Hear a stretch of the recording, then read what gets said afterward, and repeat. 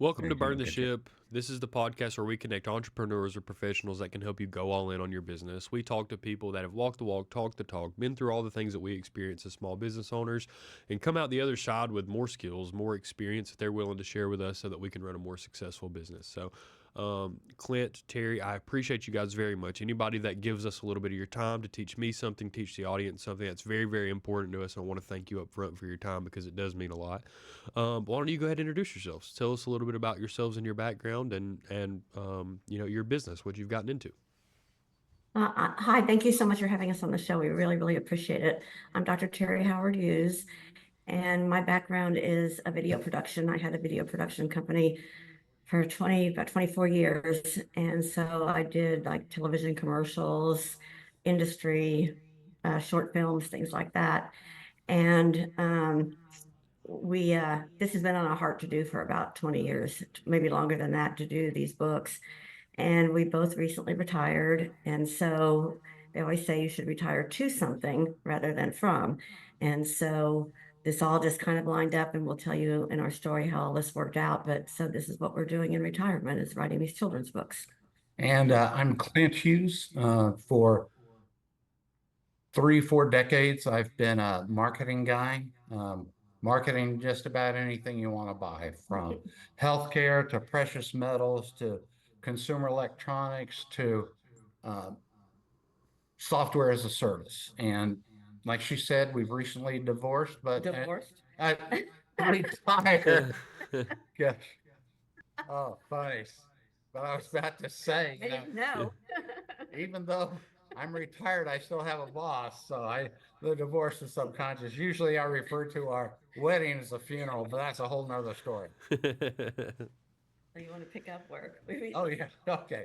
So, like she said, you're supposed to retire to something. And back in 1999, I was getting my MBA from SMU. And this is how we came up with the idea for, other people were writing business plans for new websites or the newest in the internet bubble that was still up. And we decided to do something to encourage acceptance of differences or additional needs. And at the time, we had a cat. His name was Popeye. He only had one eye. And every night he would meow because his brothers were up on the counter and he couldn't get up there because he had no depth perception. And one day he jumped up there and we said, well, nobody ever told him you can't do that. And so he did it. And then Terry has a whole background of surface. Well, one of the things as a business, I always feel like it's important to give back to the community. So when I was doing video production, we had a friend who had a daughter with Down syndrome, and the son, I guess what you call normal. And there's a school in Dallas called the Rise School where they integrate kids with disabilities or special needs with children without. And so every year I volunteered my time to videotape the graduation. And what we learned from that is the kids that had a difference, they rose up to a higher level, and the kids that didn't became mentors. And so between those two things, between seeing if a child has said, oh yeah, give it a try, you can do it. And if you can't, well, then we'll try something else versus, oh no, don't do that, you're going to get hurt, that type of thing. If there's positive encouragement, these children can do just about anything. And so between that and our cat, who no one ever told him he couldn't jump up on the Yeah. counter, we came up with this concept. And as you know, life happens, and we both had jobs, and so we'd pick it up to try and do it, and then something would happen. And so well, it's been about 24 years, I guess. Yeah. 99 is when we came up with the idea. So finally everything just kind of all fell into place after we retired. What happened was, Well, really, during the pandemic. yeah. What happened was is that I went to go see a doctor, and I was just telling her about the idea and what we were trying to do. And she called about a week later and said, I want to meet with you. So Clint and I went up there, and she said, I really like what you're doing. I want to buy 500 books. So we walked out of the office and looked at each other and said, well, we better write a book. Yeah. So sometimes, just like with the children, sometimes it just takes one person, To believe in you and you know, support you. to give you that courage. Oomph. to go out there and give it a try. So that's when we started writing the books, and it was during the pandemic. And we learned a lot about publishing because this is a business we'd never been in. And so it was a lot of trial and error. Right, I'm sure he's going to. So that brings us up to today. Well, I mean, through the trials and tribulations of first getting started to where we are today. So And you've written is it 4 books now, right? we've written Five, five. and the Oh, sixth one. 5. We Yeah. just got through with writing the sixth one, and so we're going to be working with the illustrator on that. So tell me about this whole process, right? Like day one, you sit down, pad of paper and a pencil in front of you, and you're brainstorming the whole format of ideas to, now you've published your 5th book, written your 6th book.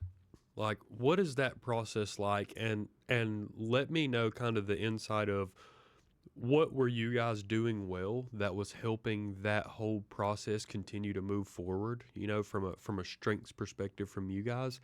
And for other people interested in getting into that world of publishing, whether it be children's books or something different, what are some of the obstacles or things to look out for um, when it comes to like obstacles in the publishing world? Because, like you said, I mean, I've interviewed some other authors, and I think everybody has a little bit of difficulty going through that process for the first time, and it seems like people kind of struggle with different stuff. So, what was your experience, and what should other people interested in that space kind of look out for? Well, they say the hardest thing is to sit in front of a blank piece of paper and start writing. Fortunately, we both have our undergraduates in journalism. And Terry's father, how many novels are you? 35. 35 different novels. So, Wow. I mean, she has the genes inside of her. And we've had these ideas, and we've been talking about it for so long that the stories started to flow. Then, through various resources, because we wanted to be sure, like you said, the illustrations are so powerful and so much a part of it. And we wanted bright colors because children with autism perk up, more when they see the bright colors. And we tried a publisher, well, a printing here in the United States, and the quality was not up to speed. It was dull. And so we basically threw away the first edition of our books because they weren't the quality that we wanted. So we went to India. That's where we have our illustrator, and that's where the printing process was. The books looked great, but then as the first 2 books were ready to come, that's when the worldwide logistics program hit. And so Sure. the books actually sat on the docks for 6 months, but fortunately, each one was shrink wrapped in plastic, so they didn't warp or anything. Well, and for us, we didn't want to go with, Amazon. You don't make very much money off of Amazon. And we were concerned about the quality of the printing, with the colors and everything like that with Amazon.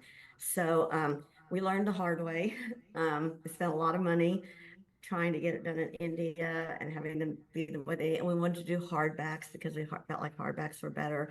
So, but then with all the logistical problems and the cost of getting them over here and then getting them from Houston to Dallas, and then we did at a time have a facility that hired adults with special needs, and they would fulfill the orders for us. And so we felt like we were like kind of helping on both ends of the spectrum because we paid them to do the distribution. And then they ended up closing down. And so then we had, I don't know, 2,000 books. And what do 3,000 books sitting right here in the what do we living do with books? And so that's when we decided to go to Amazon. And so we shipped all the books to Amazon. And then what happened, it's ironic how everything happens. Of course, then you get a storage fee for them storing them there. and the Sure. fulfillment fees and Yeah, packing. and so we decided that just to donate the books and to just go with the paperbacks like we have now. Um, so the ironic thing is we found two charities to donate the books to, and they both ended up being in Dallas. So God does have a sense of humor. So we ended up, I Sure. don't know, paying like $1,800 to have the book shipped back to Dallas to go to these charities.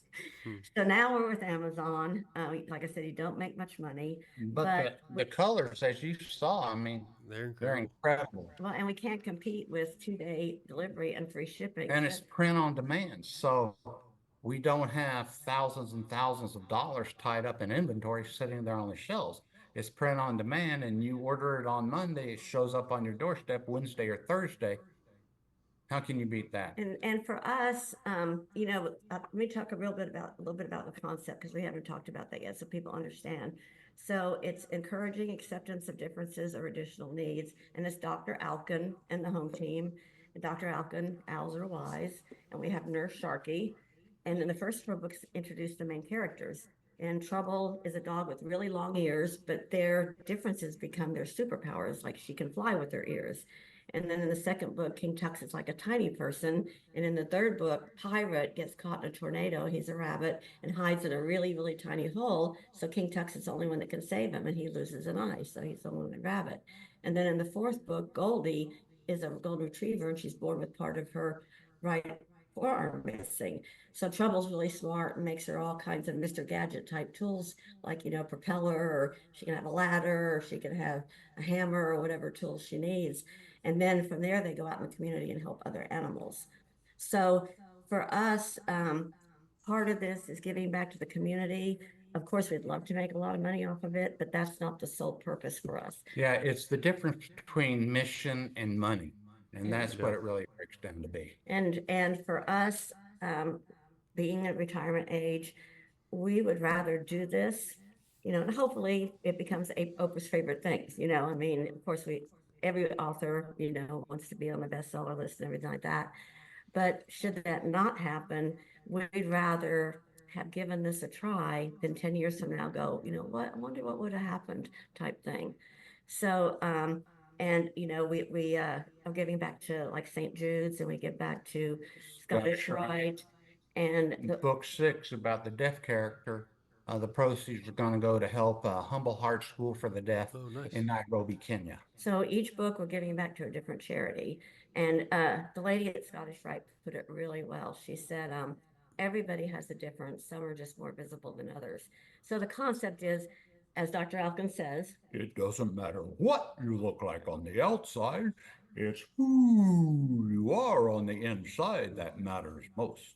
And we're also hoping that these are a gateway for a parent like yourself to have a conversation with their child about Johnny at school who might be in a wheelchair, or if your own child has a difference, try to play basketball, try and play baseball, see what you like, what's your passion. I have a little story about that. I was talking to one guy because I network a lot through LinkedIn, and I explained to him in a backstory, you find out that Dr. Alkin is dyslexic. He goes, I'm dyslexic. My son's dyslexic. My daughter's dyslexic. I didn't find out I was dyslexic until I was 38 years old at a parent teacher conference for my daughter. And I said, wouldn't it have been nice if 30 years ago there was a book that helped start the conversation? So tell me, So tell me this, right? So one of the things I find most interesting about business in general, right? And the reason that I love having these conversations with people who are in the videography and marketing world is that your execution relies on this blend of business acumen and creativity, right? Where it is some mixture of both art and passion and business knowledge, right? So for you guys specifically, what has that back and forth struggle been like, right? Like how easy is it at different points in this journey to make the decision that makes business sense versus the decision that you really want to make that makes creative sense, if that makes sense to me? Like at certain times those things begin to cost you money or make it more difficult to get where you need to let this thing be self-sustaining or profitable. So how do you mentally measure those two things against each other and let one prevail in a specific circumstance? Well, as they say, pain is a great teacher. And so, first time wanting to have control over it because self-publishing as opposed to, a publisher, in our research, we found out that publishers, even if they do sign you, the most you'll get in advance for a book, and this is if you're established, is about $5,000. And so, if we did that, we could go ahead and print them ourselves and be able to have a greater profit margin and more control of the product. But then, as we found with the first printer, they said they could do it, they didn't. So we didn't want to put out an inferior product. So, ouch, that's several $1,000s down the drain. Then we found the people in India that would print it, but then it's the half a world away trying to get it together and then get it from there to here with all the pitfalls happening with international logistics, the whole bit. So that was another painful several $1,000. And we had that place that employs adults with intellectual and developmental disabilities. It looked like a great partnership, but then, they ended up having to shut down their things. So number one, it's like you can try to do everything by yourself and have it on your own, and that might not work out and be ready to switch. You can ask people, get partners that are involved that you trust that can do a good job, but sometimes it's the logistics or the situations and that doesn't make it work. And then finally, the thing that you have a fear of might actually end up being the best thing. And that was going through Amazon and doing it ourselves. So the only sunk cost we have are for the illustrations. Everything else is just rolled into the print on demand and delivery. And so, as you go forward, what keeps you creating new content, right? Because Oh, and I know that it's a mixture between like the need to do something and the mission that you have that aligns with why the reason that you write these books, and the thought in the back of your mind that if we keep doing this thing and we do it correctly, this could be extremely profitable for us. Like what is that driving force, that catalyst for action for you guys that keeps you moving forward through this process that is obviously not so easy that everyone could do it overnight? um, it's um, it's the texts and the emails that we get from people who have bought the book and send us pictures of their children reading them, and the stories of like our editor. He called one day and he has a grandchild that's 2, and in one of the books there's uh, Mr. Grumps, and he walks clomp clomp clomp, and he's like, my grandson's in the back seat going, Mr. Grumps goes clomp clomp clomp. It's hearing these stories, and then another person, his daughter just loves the books, and he's like, you've created havoc in our house. I have to read them to her every night. And we do have a short animation that we did introducing the characters, because that's what we'd like to move into also. And he's like, I never should have shown her the animation, now I have to show it to her every night. So it's like anytime. Well, and one of the things he added is that my daughter has always felt different, and she loves the characters because they're different. And everybody, at one time growing up, you felt like you're different, nobody understands. And so here's a book where the characters are different, and their difference or additional need actually becomes an attribute or an advantage. And the way the books are written, it's like normal. It's not like pointed out, it's just like this, Right. it's normal. And we, about each difference that the characters have, we talk to somebody, either an organization or a parent, and get information from them. Like we just sent the book about Casey Qualla, who's deaf, to somebody that we know who's deaf, just to make sure that we're hitting the points straight on, that we're not embellishing anything, that it's something that other deaf children can relate to. So we do use our friends as resources. Well, based and people that we network with, because we have ideas for about 25 books, and we don't have 25 children with additional needs. And so we seek out the people or the organizations that are dealing with that, and we say, let us tell your story. Talk to a lady whose daughter is dyslexic, and next year she starts at Georgetown Law School. Holy cow. And she said, it's been in the shadows for so long, and I like this because now you're shining light on it. And that's what that's what makes us keep going forward. I mean, if we just can start that conversation or make one family feel better, or do the communication, man, that's invaluable. And we chose to use all animals because the world is so politicized right now, and we didn't want to get into race or religion or, Gender or and anything there's like going that. to be controversy no matter what you Yeah. do. Sure. But we felt like animals were fairly safe. Everybody loves animals. Children love animals. They can relate to them. So, so like I said, we'd like to go into more animation and maybe have a YouTube channel. That's something that we're looking at. And then we are looking into stuffed animals Sure. as an additional thing. So we know we're weighing the Well, cost benefits of all of those things. and one thing that's real important for the listeners and your people, uh, making sure everything is copyrighted, and also getting the trademarks, because your intellectual property, that's your main asset. And so being sure that that is protected, that costs money, and find a good one and get it done right, because 5 years from now, when one of the major networks or something wants to bundle everything up and buy it, then you have all your ducks in a row. So, I mean, and if anybody out there has connections with Netflix, Disney, whatever, remember it is Mr. Rogers and Inspector Gadget having Paw Patrol adventures on the island of misfit toys.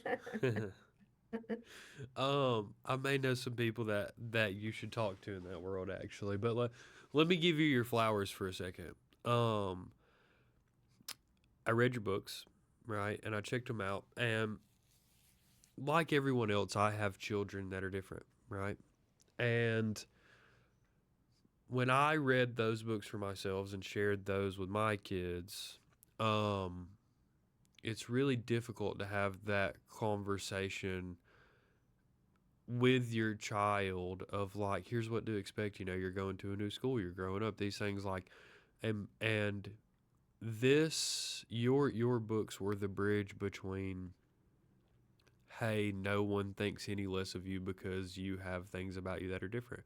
And we love you. And if you want to talk about them, we can talk about them. But at the end of the day, as you continue to grow up and your brain continues to develop and things continue to change about you, it's going to be the thing that people enjoy about you the most. Right. And so it, for people like myself, right, that just so yearn to let your kids be kids, right? And let your kids do the things that when I was a kid you don't really see kids doing now, and I'm sure that you guys can relate to that even more. But um I didn't realize that I needed this thing that was going to help me bridge that gap and say, hey, no matter how you feel about yourself or how you perceive these differences, for you, we love you and will always be your biggest fans, right? And so um I think it is a really good thing. I think it's a really good tool. I think that the books have a purpose, and that if you read them yourselves and you share them with your kids, that level of communication that you can have for a subject that is usually pretty difficult to talk about, it really bridges that gap in a way that um, I haven't found that anything else does. So you sharing the books with me and me sharing them with my family, it meant a lot. And I look forward to continue sharing the stuff that you put out with my family, because it matters to me how my children feel about themselves, right? And it's hard to reflect on those things until you have something that shows you, hey, here's this thing we're creating a dialogue about, and here's kind of the runway of how to feel about these things in a healthy way. So it means a lot, and I think that you guys blew it out of the water when you started with your mission, and where you ended up, I think, are so closely aligned that it is very, very impressive, right? All of the creative things that we do tend to take a shape of their own and a mind of their own, and um the end product that you guys delivered from this mission that you started with is so closely in line that you would think that they were created in tandem, right? So it means a lot. I don't want you guys to stop doing what you're doing, because there will always be people like me that are still learning how to parent every single day, and that want to have these conversations with your children because you love them so much that sometimes you don't even know how to tell them, right? So And I Bailey, appreciate you guys. that's exactly the feedback that keeps us going, man. that's what we're that's what we're trying to do. Yeah, well, it means a lot to me that you guys shared the books with me, and even sharing them with my family means a lot as well. So, how do people that are listening, how do they find your books? How do they buy them? How do they reach out to you to have a commentary for you if they have some way to be valuable in your journey? How do people find you, and how do people find your books?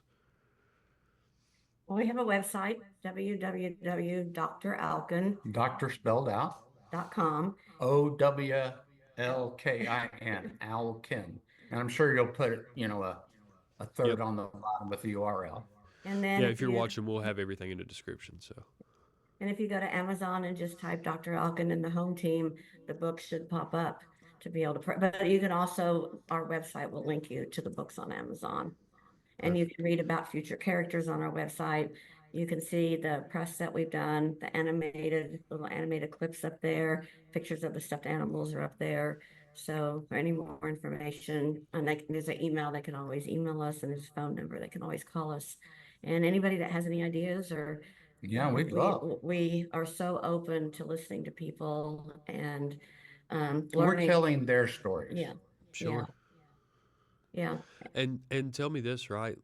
Kind of the way that we always in the podcast here is just talking about this whole journey of entrepreneurship, right? So, sum up this whole experience for me. Like, what does it feel like to have gone through all of the things that you've gone through to make this idea a reality? And why should other people that are listening, that are kicking around these creative ideas that they have, that they want to write a book or they want to create something out there for the world to see?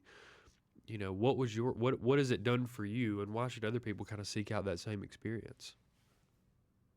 Well, for me, I am a true believer in positivity and positive thinking and believing that, things can happen.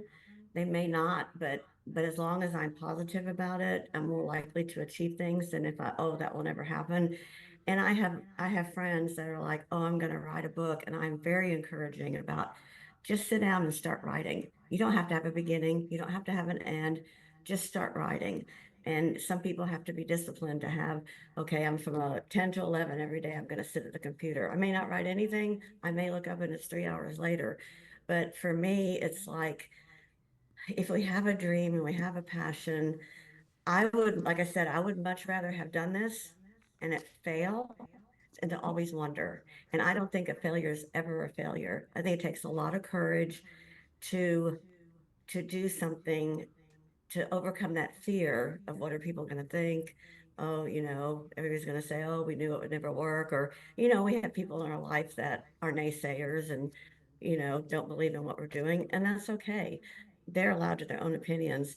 But, um, but I just think it's so important. We have one life. We don't know how long we're going to be here, and give it a try. What's the worst that can happen? Well, and to keep on with that, sometimes when you're trying to make everything happen, as you're climbing up the mountain and trying to make a good foothold and handhold so you can make it to the top of the mountain, you forget sometimes what it's all about. And after we were interviewed on the major Los Angeles morning show about the books, and somebody asked me, wow, what does it feel like to see your dreams come to fruition? I was like, wow, I hadn't thought about that, but yeah, it's happened. We're making it happen. And not to rip off Nike, but just do it. And there are people out there who are willing to help you and be open to feedback and constructive criticism. And that's why, we reach out to people saying, we don't know what it's like being deaf or raising a deaf child. Tell us your story. And Sure. we're open. Anytime our friends get our books, I'm always like, we're happy for criticism. I mean, if there's something in there, and just a small example is we had compared King Tux to a groundhog, and I have a friend who lives in the country, and she goes, "Do you know how big groundhogs are?" So in the next edition, we changed it to for a groundhog, and that's just a little thing, but it's like, well, no, we never really thought about how big a groundhog is. So we welcome that because that's the only way we're going to learn and get better in each book is to have that constructive feedback, whether it's good or whether it's not. It's okay. Not everybody's going to like our product. That's okay.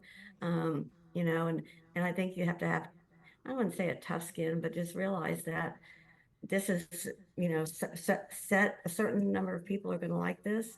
And like Clint said, if we help one family, you know, and we don't even know about it, yeah, I believe we leaving the world a little bit better when you leave the world, leaving it a little Sure. bit better, whatever your contribution can be, no matter how big or how small, that's when it's all said and done, that's really the most important thing in life. So, yeah, so anybody that has a dream, I encourage you, you know, try. Well, it makes me happy to know that I'm going to be able to push the agenda a little bit further, right? We're going to throw some fuel on the fire on our side, and we're going to put your stuff in front of a bunch of people that have never seen it, and we're going to try to get some people to buy it. So, So sweet. because I don't say that because we can. I do that because I believe it's the right thing to do, right? Like I experienced it myself, and I think that other people should experience as well. So if you're listening, I really mean that. I think you should go check out the books. I think you should buy it. I think you should share it with your family because I think it is um, it's something that you can go a long time without thinking about these conversations that you have with your children, and then you see something like this that makes it simple, really. And I would give anything in the world for my kids to love themselves as much as I love them, right? And so this is Yeah. really a big part of that mission is sharing your books and going through that story. So it does mean a lot. If there's anything that I can do for either of you, please feel free to reach out to me, my organization. We do a lot of stuff on the production level. To be honest, we're really, really good at it. So if there's any benefit to anything in the video space for you guys, please let us know. We'd love to help you. Um, but yeah, I think that your mission is sound, and I think that your execution is has been awesome because it's not easy. I know, I don't know, a dozen people that have been through the whole process of writing a children's book. One of my good friends actually was on the bestseller list on Amazon for their children's book, the first one they ever wrote. So it was pretty impressive. So I know some other people in that world. It is not easy, and it is not easy to continue going after some of the lumps that you take early on in that process. So, again, please don't stop. There's people out there like me that appreciate people like you very, very greatly because someone like me, my creativity is very, very different. Right, like I read this book and I'm like, there's no way that my mind could create something like this. It just doesn't work that way. So, again, I think the mission that you started with and your impact and your effort is gonna make a lot of people like me really really happy. So But and Bailey, that's why when you turn the cover, the first thing we have there is our mission statement. Because being a marketing guy, you know, everybody's saying, you know, what is your mission statement? I put it right up there up front. You know, people, this is what we're doing. This is what we're all about. And the other thing you probably noticed is that we have a hidden heart in every picture, yeah, and the kids love I that. didn't notice until you actually told me on the phone, and Yeah. then when you told me on the phone, I was like, oh, now I've got to go find them all. And some of them are not Some are easy. real tough. We have to Yeah, find some of get them are them not easy to up find. or Yeah. illustrator and go, where did you put it? But some of them are really easy. But that's because it's the heart that's so important. And so we felt like that was to put that little heart in every picture. It's, you know, it's all about love and caring about each other and no matter what. Yeah, I can agree. Like I said, if there's anything that I can do for you, please let me know. But That's that's great. everything that I have, and I just encourage everybody that's listening to Burn the Ship. If you have something like this weighing on your heart, give it a try. And if it's really difficult, there's always people like myself, people like Clint and Terry that are more than Right. happy to Absolutely. help Yes. you learn through that process. So, Absolutely. Thank you thank you guys so again for your much. time. Thank All you, right, thank you. Bailey. Thank We you. really Thank appreciate it. you. Thank you. Thank you. Cool. Well, I'll talk to you guys after this gets edited, Okay. and we'll put it out there, and we'll give you everything you need. I hope you share it as well. Thank you so Thank you, much. Bailey. It's Really, really appreciate great it. talk. We really, really And appreciate thanks Yeah. for waiting till my face it. wasn't bruised anymore. I had two teeth No, it's taken all out. good. Well, yeah, just let me know. Like I said, if there's anything I can do to help, I'll talk to you in a couple weeks, okay? You're so Thanks, sweet. Bailey. Thank you. All right, see Have you. a good Bye. day. Burn the ship.